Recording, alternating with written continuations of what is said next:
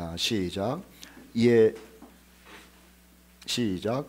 이에 성경에 이른바 아브라함이 하나님을 믿으니 이를 의로 여기셨다는 말씀이 이루어졌고 그는 하나님의 벗이라 칭함을 받았나니. 요한복음 15장 15절 시작. 이제부터는 너희를 종이라 하지 아니하리니 종은 주인이 하는 것을 알지 못함이라. 너희를 친구라 하였노니 내가 내 아버지께 들은 것을 다 너희에게 알게 하였습니다. 시편 119편 63절 시작. 나는 주를 경외하는 모든 자들과 주의 법도들을 지키는 자들의 친구라. 아멘. 우리는 하나님의 친구에 대해서 듣고 있죠. 특히 하나님의 친구로 제일 처음 부름을 받은 사람이 아브라함이었어요. 그래서 아브라함의 이야기를 중심으로 해서 말씀을 나누고 있는 겁니다. 지난주에는 어떤 말씀을 들었냐면은 롯이 소돔과 고모라에서 살고 있었는데 그 소돔과 고모라가 여러 나라들에 의하여 침공을 받죠. 그리고 졌어요. 그리고 소돔은 망하고 소돔에 살고 있던 롯과 그의 가족들이 모두 포로로 끌려가죠. 그 소식을 듣고 나서 아브라함이 나서서 자기 군사들과 더불어 쫓아갑니다. 그리고 롯을 구해오죠. 그리고 돌아온 거예요. 참 가련한 영혼이었는데 롯이 하나님의 은혜 가운데 삼촌을 잘 만나가지고 죽음 가운데서 구원받았다라는 이야기를 나눴습니다. 그런데 아브라함이 그 군사들을 쫓아가서 물리치고 롯을 구해서 돌아왔을 때에 어떤 일이 벌어지느냐 하면은 살렘 왕 멜기세덱이 나타나요. 그래가지고 롯을 아브라함을 영접하면서 그와 이런저런 이야기를 하더라고 하는 것이죠. 자, 아브라함이 하나님의 부름을 받았어요. 갈대아 우르에서 가나안으로 부름을 받았죠. 그리고 그곳에서 예배를 드리며 여호와의 이름을 부르며 살았어요. 참 신앙생활이 시작이 된 거죠. 그리고 이런저런 시행착오를 겪다가 지금 누구를 만났는가 하면은 멜기세덱을 만났다라고 하는 거예요. 자, 하나님의 부름을 받아서 순종을 하고 하나님의 백성이 돼요. 그리고 이런저런 삶을 경험을 하죠. 좋은 일도 있고 불순종도 있고 망신을 당하기도 하고 또 전쟁을 이기기도 하고 많은 걸 경험한다니까요. 그런데 그 경험하다가 지금 어떤 일을 만나냐면은 멜기세덱을 만나요. 멜기세덱. 자, 이것을 이렇게 생각하세요. 우리가 어떤 이유로든지 간에 하나님을 만나죠. 그리고 예수님을 만나요. 그리고 하나님의 백성으로 살아갑니다. 우리 모두가 그리스도인이라고 이야기를 하고 나는 하나님의 자녀라고 이야기를 할 거예요. 아브라함이 그랬던 것처럼. 그리고 아브라함이 예배를 드리고 하나님의 이름을 부르면서 살았던 것처럼 우리들도 예배자로서 살고 있고 하나님의 이름을 부르면서 살고 있는 사람이죠. 그런데 그렇게 살고 있는 아브라함에게 멜기세덱을 만난 것처럼 그렇게 살고 있는 우리들에게 하나님께서 누구를 만나게 하는고 하면은 성령을 만나게 하신다라고 하는 거예요. 그래서 아브라함이 살아가는 일생 동안에 성경에는 낱낱이 기록이 되어 있지는 않은데 지금 만난 그 멜기세덱과 계속해서 동행을 한다는 거죠. 언제까지냐면은 죽을 때까지예요. 아니 그 이상도 이 멜기세덱과 동행을 하는 거였을 거예요. 우리 그리스도인들이 하나님의 부름을 받고 응답을 하고 하나님의 백성이 된 다음에 우리와 동행하는 분이 계십니다. 그분이 아브라함에게는 멜기세덱이었다면 우리에게는 성령님이라고 하는 거예요. 그래서 구약 성경에 나오는 아브라함이 만난 멜기세덱은 우리 안에 들어와 계신 성령님과 동일한 분이라고 생각을 해도 과언이 아니죠. 또 이분이 예수님이라고 생각을 해도 과언이 아니라고 하는 거예요. 성경은 그렇게 알려주고 있습니다. 제가 여러분들에게 그것을 소개하면서 우리는 그 예수님과 그 성령님과 동행하면서 살고 있다라고 하는 생각을 하고 또 의식을 하면서 살겠다라고 하는 결단을 해야 될 것이다 라고 하는 것이죠. 먼저 창세기 14장 17절로 20절 말씀에 전쟁에서 이기고 온 아브라함을 만난 멜기세덱에 관한 이야기를 읽어드리겠습니다. 아브라함이 그들라오멜과 그와 함께한 왕들을 쳐부수고 돌아올 때에 소돔 왕이 사회 골짜기 곧 왕의 골짜기로 나와 그를 영접하였고 살렘 왕 멜기세덱이 떡과 포도주를 가지고 나왔으니 그는 지극히 높으신 하나님의 제사장이었더라. 그가 아브라함에게 축복하여 이르되 천지의 주제이시오 지극히 높으신 하나님이여 아브라함에게 복을 주옵소서. 너희 대적을 내 손에 붙이신 지극히 높으신 하나님을 찬송할지로다 하며 아브라함이 그 얻은 것에서 10분의 1을 멜기세덱에게 주었더라는 이야기였죠. 이 멜기세덱이라는 분은 먼저는 왕이라고 표현이 되어 있어요. 두 번째는 제사장이라고 표현되어 있죠. 그러니까 하나님의 친구 아브라함은요, 왕과 동행을 했다는 것이고, 그리고 제사장과 동행했다라고 하는 거예요. 창세기 14장 14절 18절 말씀 다시 읽을게요. 살렘 왕 멜기세덱이, 왕 살렘 왕 멜기세덱이, 우리 지난번에 공부한 것처럼 살렘이라고 하는 것은 예루살렘, 평화의 왕이죠. 평화의 왕 멜기세덱이 아브라함을 만난다라고 하는 거예요. 히브리서 7장 2절로 3절 말씀 우리 같이 한번 읽어보도록 합시다. 히브리서 7장 2절로 3절 시작. 그 이름을 해석하면 먼저는 의의 왕이요 그 다음은 살렘 왕이니 곧 평강의 왕이요 아버지도 없고 어머니도 없고 족보도 없고 시작한 날도 없고 생명의 끝도 없어 하나님의 아들과 닮아서라는 말이 써 있죠. 왕이라고 표현을 하면서요, 그 왕은 족보가 있을 거 아니에요. 그런데 히브리서에서는 그 멜기세덱에 관해서 이야기하기를 아버지도 없고 어머니도 없고 족보도 없고 시작한 날도 없고 그리고 생명의 끝도 없다. 정말 신비한 존재라고 하는 거예요. 신비한 존재. 그 신비한 존재가 아브라함과 동행을 하는 것이죠. 자, 우리 그리스도인들도 신비한 존재가 우리와 동행을 합니다. 그분이 예수님이고 그분이 성령님이라고 하는 거예요. 그런데 아브라함과 동행한 이 신비한 존재 멜기세덱이 왕이었던 것처럼 우리와 동행하는 그분이 왕이라는 것을 생각하자라고 하는 것이죠. 다시요. 저와 여러분 인생을 살아가잖아요. 우리가 살아가고 있는데 우리와 동행해 주는 분이 있다는 거예요. 다시요. 우리가 그분 옆에서 동행하는 게 아니라 그분이 우리에게 오셔서 우리와 동행한다는 거예요. 그런데 우리와 동행해 주시는 그분이 누군가 하면은 왕이라고 하는 거죠. 먼저는 평강의 왕이라고 이야기를 하고 있어요. 평강의 왕. 평강의 왕이 우리를 찾아오셔서 우리 마음속에 위로해 주시고 그리고 우리 마음속에서 보장해 주시고 또 약속을 해 주시는 거예요. 그래서 우리는 그분의 소리를 계속 들으면 안전함이 있죠. 그 안전함이라고 하는 것은 지금의 안전함도 있고 미래에 대한 안전함도 있고 그런 것이죠. 자, 어쨌든 간에 우리와 함께 하시는 이 왕이 있다는 것이 얼마나 우리에게는 복된 일이냐라고 하는 거예요. 다시요. 우리가 그분 옆에 가서 같이 가겠습니다 그런 것이 아니라 그분이 우리 옆에 오셔가지고 같이 가겠다고 말씀하신 거죠. 왕께서 말이에요. 그런데 이 왕은 어떤 분이냐면은 모든 사람을 심판하시는 왕이라고 하는 거죠. 공의로 정의로 심판을 해요. 성경은 이렇게 써 있어요. 시편 9편 8절 말씀인데 공의로 세계를 심판하시며 정직으로 만민에게 판결을 내리신다 이렇게 써 있죠. 이 심판이라고 하는 것이 왜 우리에게는 위로가 되느냐 하면은 세상 사람들 속에서 살면서 우리 그리스도인들이 핍박을 받는 거예요. 하나님을 아버지로 부른다는 것 때문에, 예수님을 주님이라고 부른다는 것 때문에, 그래서 핍박을 받는 거죠. 우리는 억울해요. 진리를 붙들고 있는데 핍박을 받으니까는.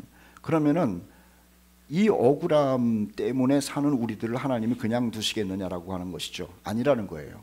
하나님을 거역하고 예수 그리스도를 주로 섬기는 우리들의 억울함을 왕 되신 분이 나중에 풀어주신다고 얘기를 한 거예요. 그 왕 되신 분, 그리고 풀어주시는 분, 심판하시는 분이 누구냐? 가깝게는 예수님이고요. 그리고 또 성령님이라고 하는 것이죠. 예레미야 33장 15절 말씀에 심판을 하시는 왕, 공의의 왕이 오실 것을 이렇게 예언하고 있어요. 우리 같이 한번 읽어보도록 합시다. 시작. 그때에 내가 다윗에게서 한 공의로운 가지가 나게 하리니 그가 이 땅에 정의와 공의를 실행할 것이라 하는 거죠. 이 땅에서도 그렇고 마지막 때에 하나님의 백성들을 보호하시면서 악인들을 심판할 것을 알려주고 있는 겁니다. 그래서 그리스도인들은 이 땅에 살면서요 정말 힘들게 살고 또 답답하게 살고 억울하게 사는데 그런데 그것으로 낙심하면 안 된다는 거예요. 끝에 가서는 최후의 승리를 우리 왕 되신 주님께서 우리에게 주실 것이기 때문에 그런 겁니다. 요한복음 5장 22절 말씀에 보면은 그 아들 예수님을 말하죠. 심판하는 권세를 가지셨다고 얘기를 해요. 이렇게 써 있습니다. 아버지께서 심판을 다 아들에게 맡기셨으니 심판하는 권세를 주셨느니라. 내 심판은 의롭다라고 하는 거죠. 그러면 우리의 왕 되시는 예수께서 심판하실 때 우리를 심판할 건 아니잖아요. 하나님을 거역하고 주님을 거역하고 당신의 백성들을 괴롭힌 사람들을 심판할 거라고 하는 것이죠. 우리 그리스도인들에게는요, 꼭 기억해야 되는 말이 있어요. 심판에 관한 이야기가 나오면 그리스도인들에게는 심판이 없다라고 하는 거예요. 요한복음 말씀에 보면은요, 나를 믿고 또 나 보내신 이를 믿는 자에게는 심판이 없다라고 얘기를 하셨고, 내가 이 세상에 온 것은 너희를 정죄하기 위해서 온 것이 아니라 너희를 구원하기 위해서 왔다라고 하는 것이죠. 여러분, 우리는 세상 속에서 경건하게 살아야 되지만은, 또 착하게 살아야 되지만은, 하나님의 영광을 위해서 살아야 되지만은, 그렇지 못하다 하더라도 하나님 앞에서 죄로 인하여 심판받을 사람이 아니라고 하는 거예요. 다시요, 우리는 하나님 앞에서 죄 문제로 심판받을 사람이 아니라고 하는 거예요. 왜냐하면 우리 주 예수 그리스도의 보혈이 우리를 하나님의 심판으로부터 면제시켰기 때문에 그런 것이죠. 그래서 예수 믿는 사람들은 이렇게 살아도 당당한 거예요. 당당한 것. 왕 되신 우리 주님께서 심판하실 때에 당신의 백성들은 심판하지 않으시고 당신을 거절한 사람들을 심판하신다고 말씀했기 때문에 그런 것이죠. 그분이 우리와 동행하고 계시는 거예요. 또 하나 왕은 말입니다. 우리와 동행하시는 왕은 평화의 왕이라고 얘기를 해요. 이사야 9장 6절 말씀에 이렇게 써 있습니다. 한 아기가 우리에게 낳고 한 아들을 우리에게 주신 바 되었는데 그의 이름은 평강의 왕이라 할 것입니다. 이렇게 얘기를 하죠. 주님은 이 땅에 오셔가지고 평강을 만드셨어요. 어떤 평강인고 하면은 우리가 로마서 때 공부를 했죠. 하나님과 우리와의 관계를 평화로 만들었다는 거예요. 감히 우리가 어떻게 그 창조주 전능하신 분, 무서운 분 앞에 갑니까? 그런데 당신의 십자가로 말미암아 우리가 하나님께로 바로 나갈 수 있도록 만드셨다는 거죠. 그래서 우리는 담대히 예수 그리스도를 의지해서 하나님께로 나아가는 사람이고 하나님께 간구할 수 있는 자격을 얻었다는 거예요. 그래서 우리는 하나님을 무서운 분이라고 표현하지 않고 아버지라고 표현하는 것이죠. 우리 모든 코너스톤 형제 자매들이 왕 되신 그 예수님이 우리를 심판하지 않는다는 생각 꼭 하고 살아야 되는 것이고요. 또 하나는 왕 되신 하나님, 왕 되신 예수님이 하나님과 우리 사이에 평화를 갖다 주신 분이라는 것을 생각하면서 그 십자가를 의지하고 하나님께 늘 나아가는 여러분들 되시기를 축복합니다. 그리고 사람과 사람과의 평강도 만들었다는 얘기를 들었어요. 우리는 귀족이 따로 있고 노예가 따로 있고 또 특별한 민족이 따로 있고 그렇지 못한 민족이 따로 있다는 것이 역사였는데 우리 주 예수 그리스도로 말미암아 하나님과 평화가 이루어진 것은 물론이고 사람과의 평화도 이루어졌다라고 하는 것 아닙니까? 그래서 귀족이 가진 사람이 노예라고 하는 사람과 같이 형제자매로 부르게 된 것, 그것이 왕 되신 우리 주님께서 우리에게 주신 놀라운 선물이라고 하는 거예요. 또 하나, 멜기세덱이 말입니다. 아브라함에게 평강도 주었지만은 먹을 것을 주어요. 그게 참 독특한 이야기입니다.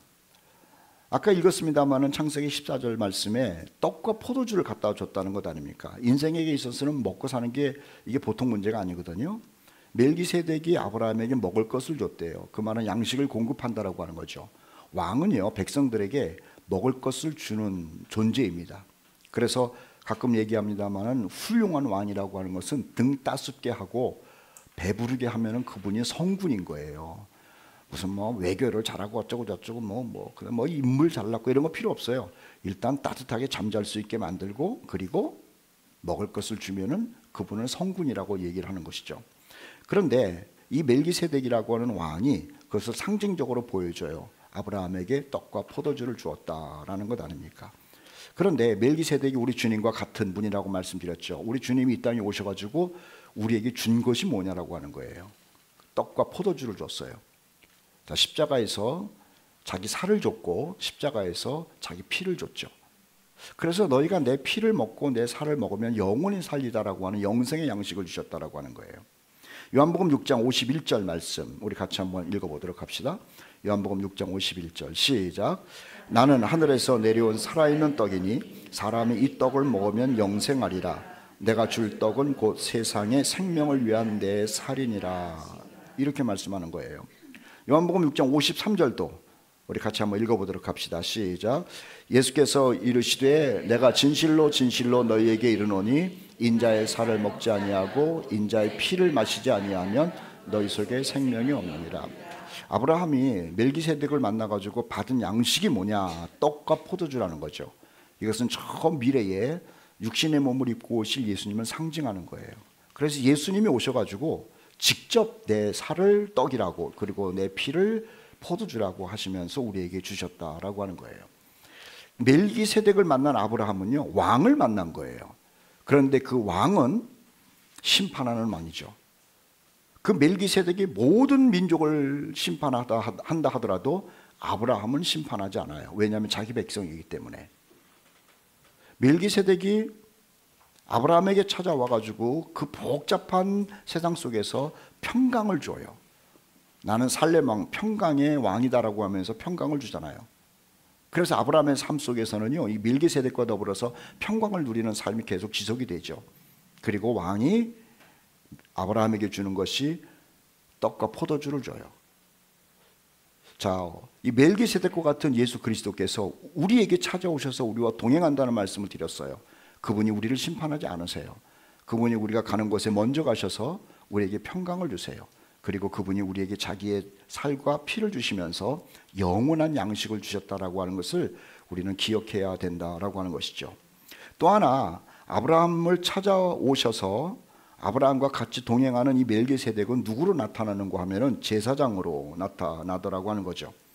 창세기 14장 18절 말씀에 이렇게 써 있습니다. 살렘 왕 멜기세덱, 그는 지극히 높으신 하나님의 제사장이었다. 히브리서 7장 1절 말씀, 이 멜기세덱은 살렘 왕이요 지극히 높으신 하나님의 제사장이라. 우리 한 번 더 같이 읽읍시다. 히브리서 5장 10절 말씀 읽어보죠. 시작. 예수님은 하나님께 멜기세덱의 반차를 따른 대제사장이라 칭하심을 받으셨느니라. 그러니까 왕이신 예수님이시기도 한데 예수님은 제사장이라고 하는 거죠. 그러니까 제사장이 하는 일이 있어요. 제사장이 하는 일이 있어요. 그 세 가지인데요. 제사장은 제사를 드립니다. 그리고 백성들을 가르칩니다. 그리고 제사장이 하는 또 하나의 일은 뭐냐면은 보호하는 것이죠.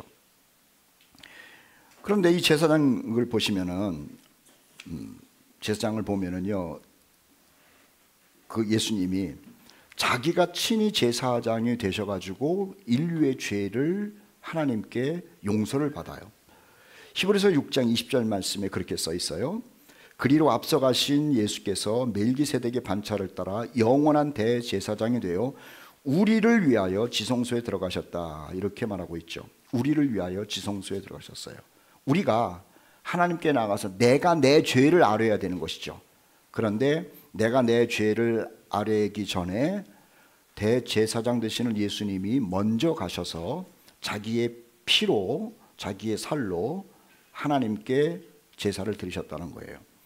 그래서 예수님의 제사로 말미암아 친히 드린 제사로 말미암아 우리가 하나님께 담대히 나가게 된 거죠. 담대히 나가요. 지금 히브리서 6장 20절 말씀에 보면은 뒷부분에 우리를 위하여 지성소에 들어가셨다라고 얘기를 하는데 지성소는 하나님이 계신 곳이죠. 그런데 우리는 못 가는 거예요. 죄인이기 때문에. 그런데 죄가 없으신 예수께서는 거기에 들어가셨고 그리고 그곳에서 하나님께 자기를 제물로 해서 드리심으로 인하여 우리도 하나님 앞으로 담대히 나갈 수 있게 되었다라고 하는 거죠. 히브리서 10장 11절 12절 읽을 테니까 보세요.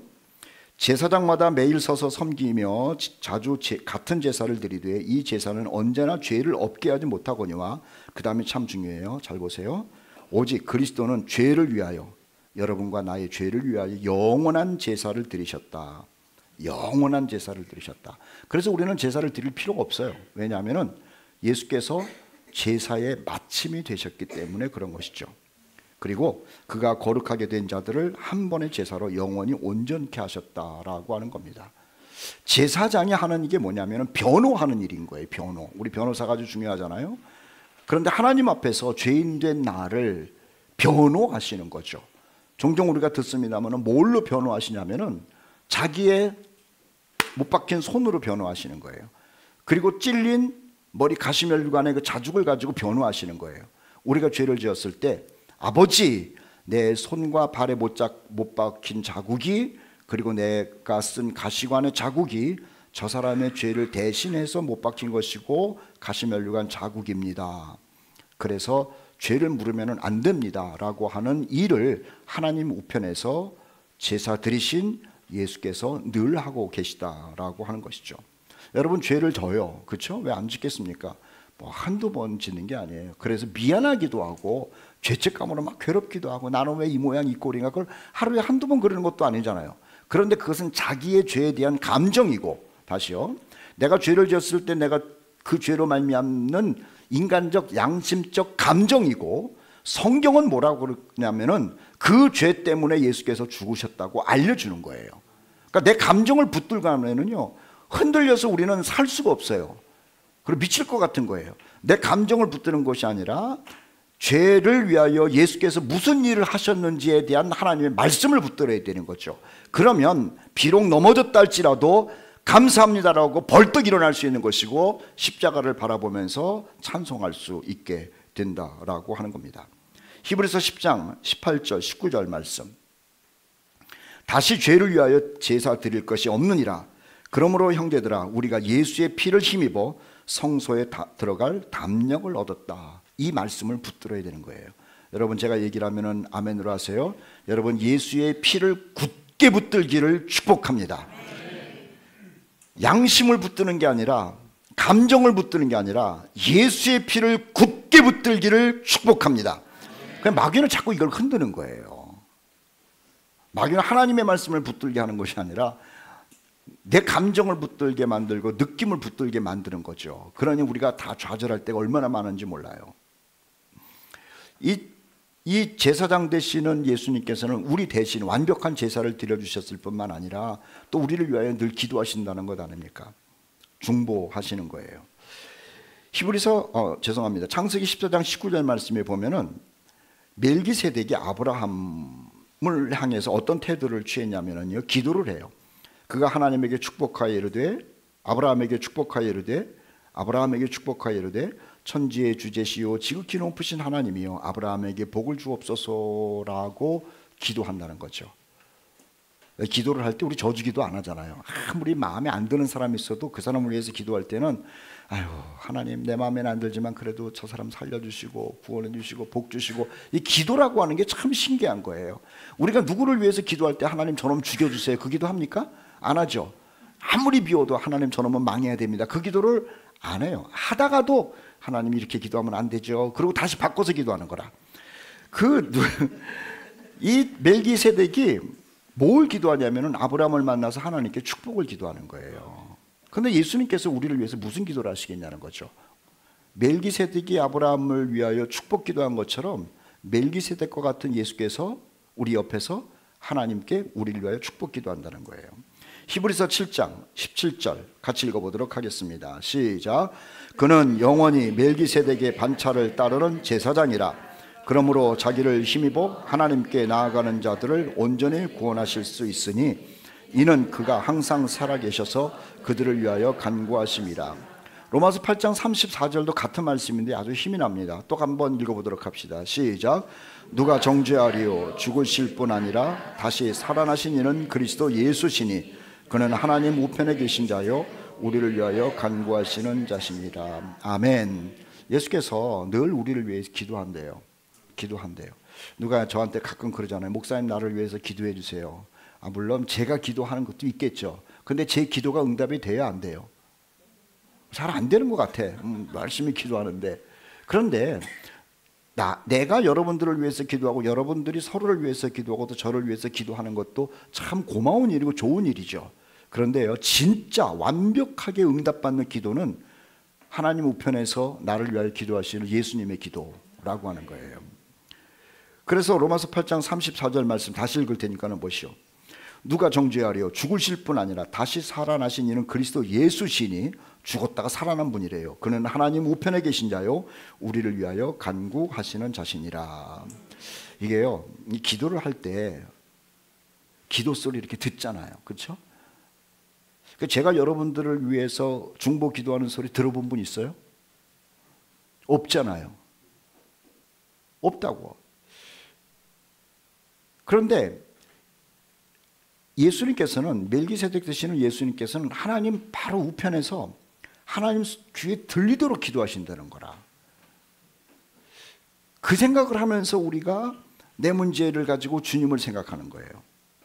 여러분들이 가지고 있는 그 문제가 뭘까? 꼭 응답받아야 되는 게 뭘까? 지금 답답한 게 뭘까? 그것을 가지고 기도하실 때에 머릿속에다가 상상을 하세요. 그림을. 하나님 우편에서 내 문제를 가지고 기도하시는 예수님을 생각해 보라는 거예요.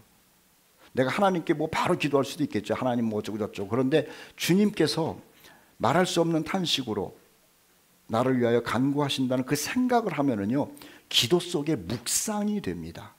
기도 속에 묵상이 돼요. 다른 사람을 위한 기도가 아니라 내 문제를 가지고 주님을 생각하라는 거예요. 다른 사람을 위해서 중보할 때는 내가 하나님 아무개 형제 자매를 위해서 하나님 들어주세요 뭐 그러지만은, 내 문제를 놓고 기도할 때는 나를 위하여 중보하시는 예수님을 생각하면은요, 기도가 묵상이 돼요. 침묵의 기도가 되더라고 하는 거예요. 어쨌든 간에 멜기세덱이 하나님께 아브라함을 위해서, 그의 인생을 위해서 기도했던 것처럼 예수께서 우리 옆에 오셔서 우리를 위하여 중보하시는 분이라는 생각을 하면서 우리가 신앙생활을 해야 돼요.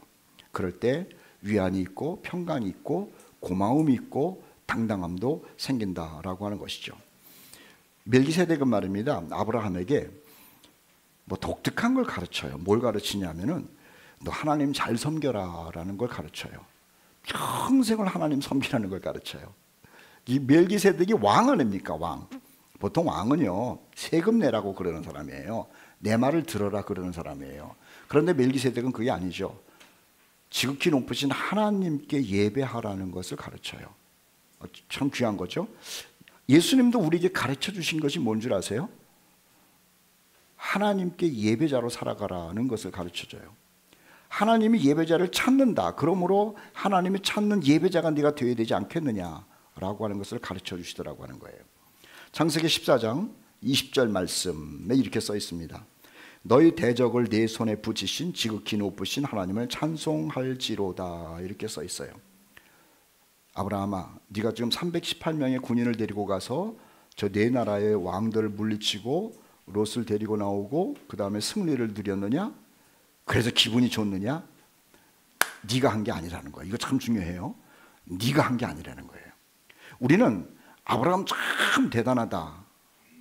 야, 그 나이에 성실하게 살아서 318명의 자기 군인들도 데리고 있고, 그 나이에 네 나라의 왕들을 쫓아가가지고 전쟁에서 이기고, 그 다음에 포로를 끌어오고 뺏긴 물건도 가지고 온 정말 영웅이다 라고 할 수 있겠는데요, 또 아브라함도 의식하고 싶겠죠. 소돔 왕도 그렇게 아브라함을 박수를 쳤어요. 그런데 멜기세덱은 그러질 않습니다. 뭐라 그러냐면은, 다시 보세요. 창세기 14장 20절. 너희 대적을 내 손에 붙이신, 네가 한 것이 아니라 지극히 높으신 하나님이 했으니까는 하나님을 찬송하라고 가르치는 거죠. 이 말은요, 그 하나님께 예배하라는 말도 있고, 또 하나의 가르침은 숨겨진 가르침에 겸손을 하라는 겁니다. 하나님이 나와 함께 있고 하나님이 나와 동행해 있고 하나님께서 역사를 이뤘다라고 하는 것을 늘 생각하라는 거예요. 그러면 하나님께 예배하는 것이 가능해져요. 그런데 하나님의 힘이 아니라, 야, 내가 열심히 했어, 내가 노력했어, 내가 인간관계가 좋았어, 내가 참 말을 잘했어, 그렇게 생각하면은요, 예배가 어디 있습니까? 찬송이 어디 있습니까? 아니죠. 다른 사람들 칭찬 소리만 듣고 싶은 거예요. 그러면 망하는 거예요. 교만은 패망의 앞장이기 때문에 그래요. 멜기세덱은 아브라함에게 교만하지 말고 너에게 승리를 주신 하나님을 예배하면서 살라, 이렇게 이야기하고 있어요. 전도서 12장 13절 이렇게 써 있습니다. 일의 결국을 다 들었으니 하나님을 경외하고 그의 명령들을 지킬지어다. 이것이 모든 사람의 본분이니라. 여러분, 하나님께서 나와 함께 하시고 하나님께서 나를 도우셨다라는 생각을 늘 하십시오. 그때에 겸손해질 수 있고요, 하나님을 예배할 수 있다라고 하는 것 아닙니까? 예수님께서 그 제자들이 많았죠. 12명 말고도 참 많았어요. 그래서 한 70명 정도가 모여가지고 예수님과 이야기를 하다가 야, 너희들 가가지고 전도 좀 해라 그랬어요. 그래서 전도하러 쫙 갔답니다.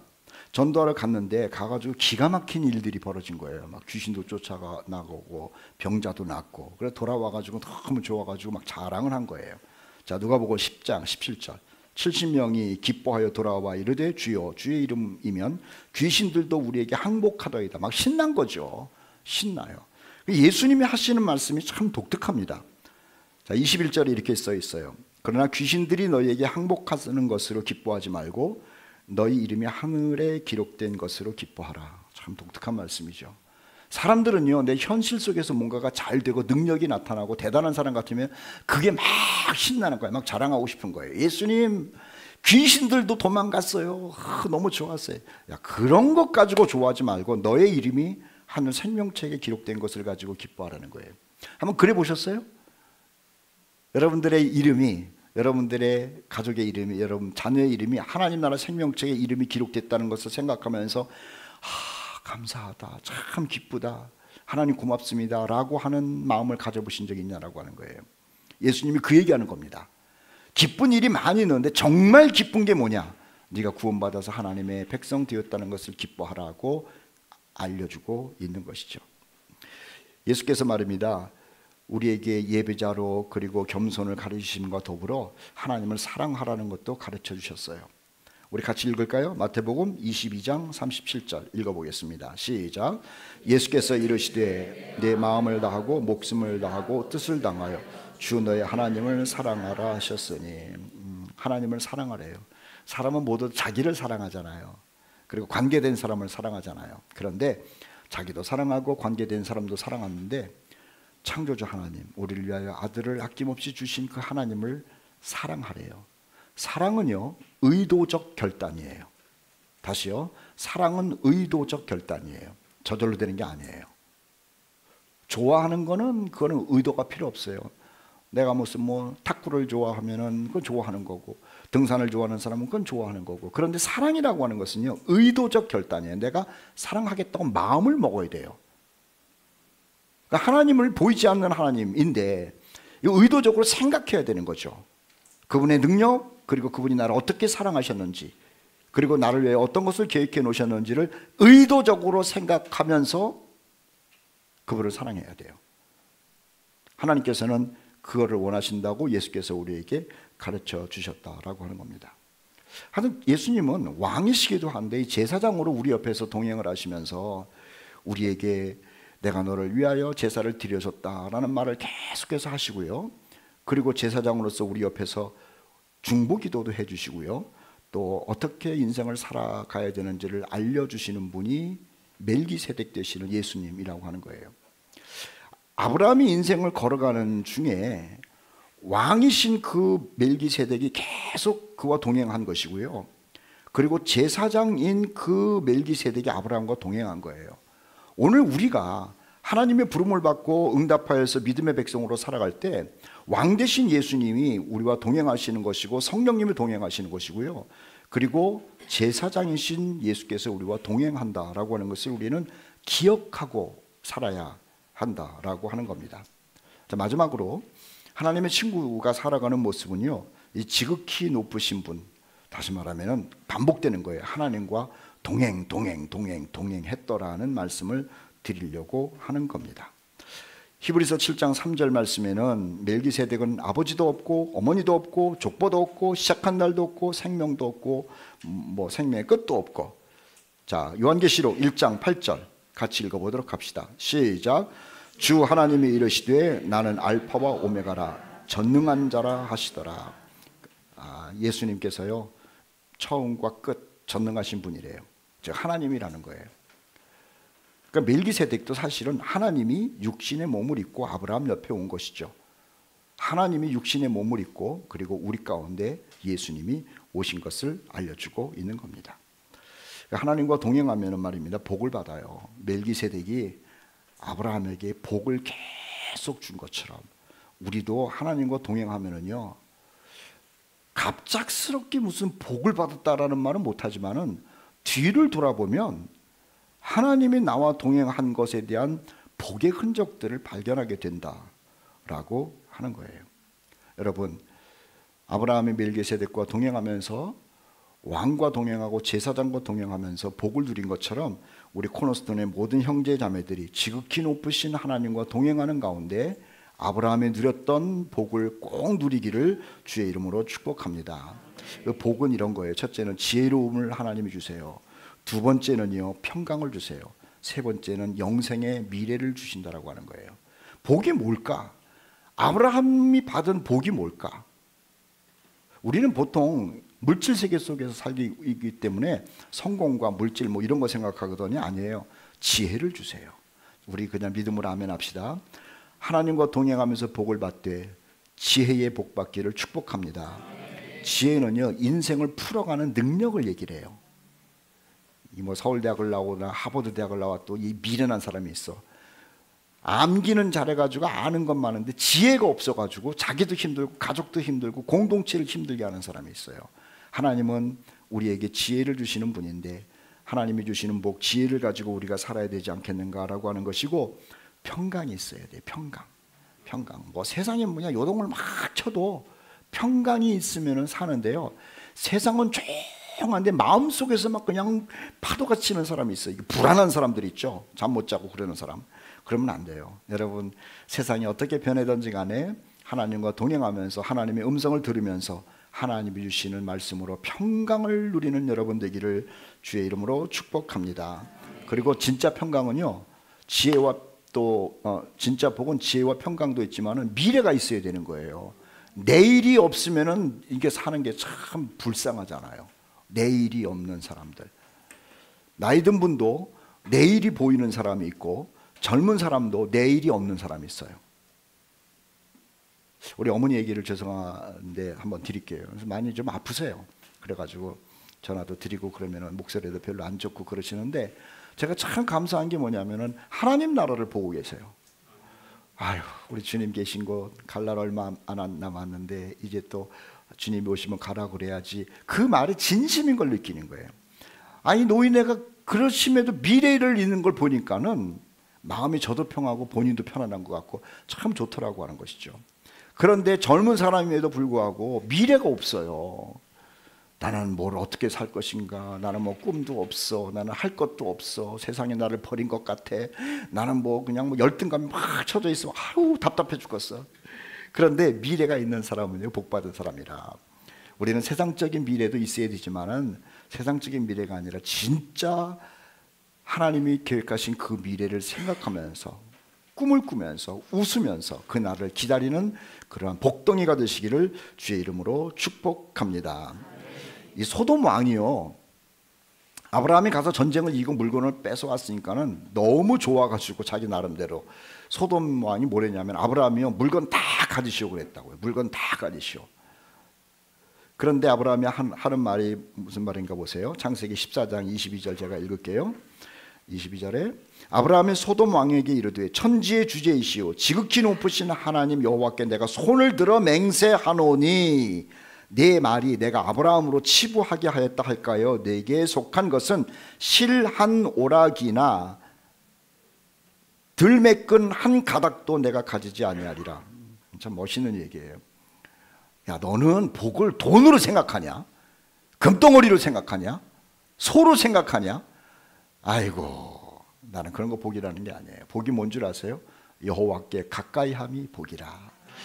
우리가 가까이 하는 것이 아니라 주님이 우리 옆에 와 계시는데, 다시 말하면 멜기세덱이 아브라함에게 찾아가서 가까이 있는 것처럼 하나님께서, 주님께서 우리 옆에 가까이 와 계시는데 그분께 딱 달라붙어서 사는 것이 진짜 복인 줄 우리가 알진데, 그분과 늘 동행하는 멋쟁이 그리스도인들 되기를 축복합니다.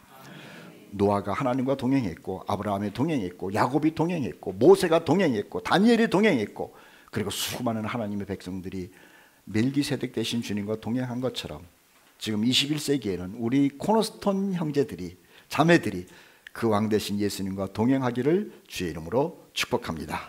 아멘. 찬송합시다. 나는 주를 섬기는 것에 후회가 없습니다. 찬양하죠.